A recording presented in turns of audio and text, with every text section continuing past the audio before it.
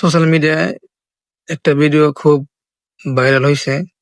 এই যে ভিডিওটা লঞ্চের দুর্ঘটনার যে ভিডিওটা হইছে, এই ভিডিওটা খুব ভাইরাল হইছে। স্বাভাবিক ভাইরাল হওয়ার কারণও আছে। কারণ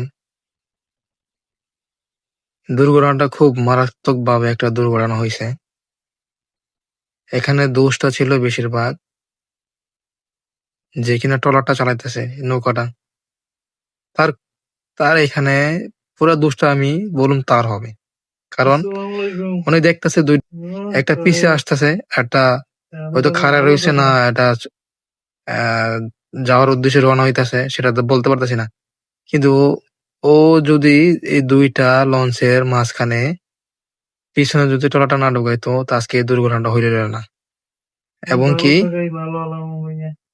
যারা যাত্রী আছেন, যারা লঞ্চ বা আপনারা বাসে বা ট্রেনে যারা যাতায়াত করতেছেন, যে কোনো অবস্থানে সবাই সতর্কভাবে যাতায়াত করুন, সতর্কভাবে সবাই চলাফেরা করুন। কারণ একটা দুর্ঘটনা আপনার সারা জীবনের কান্না। আজকে এই দুর্ঘটনাটা হইছে, এই দুর্ঘটনাটার কারণে এখন কার উপরে এই দোষটা যাইব, কার উপরে এই দায়টা যাইব? তো ভাই, সবারই জীবনের মায়া আছে, সবারই জীবনে ঝুঁকি আছে। সবাই বাড়িতে ঈদ করার জন্য, সবাই চায় নিজের ফ্যামিলির সাথে ঈদ করার জন্য। এই যে এই ফ্যামিলিটা, একই ফ্যামিলির দুজন মারা গেছে। তো এই ফ্যামিলিটার কি হবে? তাদের আর কি ঈদ হবে? তারা কিভাবে আর ঈদ করতে পারবে?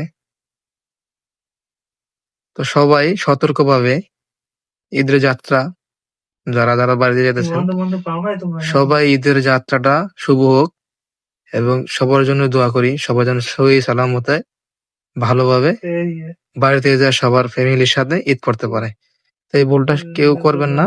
তাড়াহুড়া করে কেউ অ্যাক্সিডেন্ট হবেন না এবং কি সতর্কভাবে সবাই রাস্তা পারাপার করুন, সতর্কভাবে নৌপথ